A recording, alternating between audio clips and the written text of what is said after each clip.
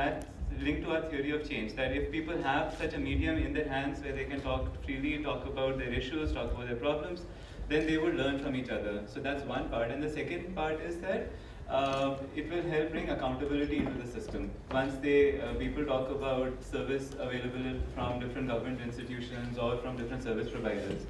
So that was really the genesis behind the motivation. So now the question comes that if we talk about rural areas, then what sort of technologies or what solutions can we use? Because we know that there's poor literacy, so text-based interfaces can't work. Internet access is poor, and not just that, access devices are expensive, so people can't even use that. So this is what led us to start thinking about voice-based technologies. So the way Mobile Vani works is very simple. It works over a phone call. Right, a plain regular phone call which can be made from any phone, can be a mobile, can be a landline, and so a person calls, he gets an automated prompt with just two options, that you can either leave a message or you can listen to a message left by other people. And what we then do is that any messages that people leave, we have a team of content moderators who moderate the forum. And all these moderated messages are then published for other people to hear. So you can immediately start thinking of several ways in which people can start using it. So here are some that people have been using. All of the content comes from the community itself, so we don't push any content over here. And there's folk songs and poetry which comes. People leave questions on agriculture, questions on health, which we work with several of our partners to help get those questions answered. People leave a lot of feedback on government schemes, which we are partnered with several government departments in Jharkhand now. So we pass on these problems, grievances which people are bringing out, and pass them on to different government departments. Here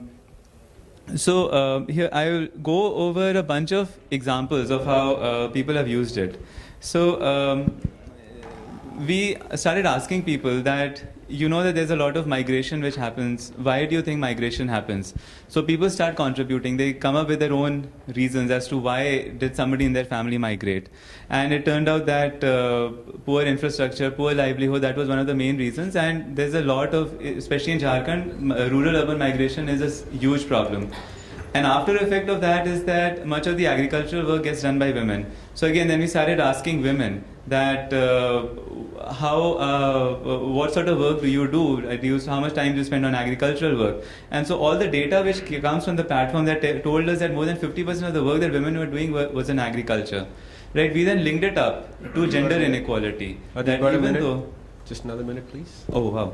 That even though women are doing so much work, even then they don't get that appreciation in their family, in their homes, anywhere. And then we started asking people that, what do you think are the solutions to close this gap?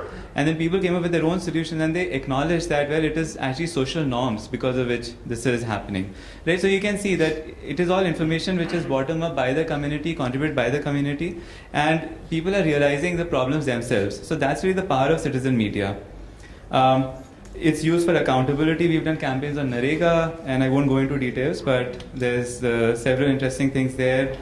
People have shared success stories, interesting local innovations around water development, around environment that people created, and they share these things with each other. It's a medium for self-organization. There were strikes of government teachers which happened, which wasn't covered in the media, and this forum was used to mobilize teachers and get answerability from government departments. One very interesting case was we worked with a partner, Avase, where they organized a Google Hangout with Shashi Tharoor.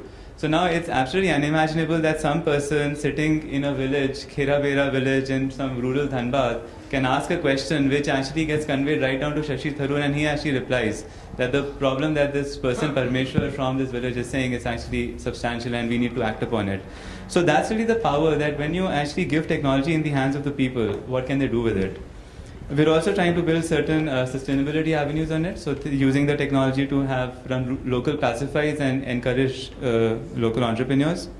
So I'll stop there, but our vision goes much beyond, right? So our vision is that we've sort of validated a model where a delivery channel over voice works, we know how content works, we know what sort of information delivery works and how to connect it with stakeholders. We now want to start bringing other stakeholders into this value chain to see how we can all work together. We'll get to a quick Q&A. Sure. Before 3 questions allowed. Yeah, the first 3 people who want to come in, you can pose a question, and we can have a more detailed discussion post too, so we can keep interest of time. Anybody here with a question? Please raise your hand.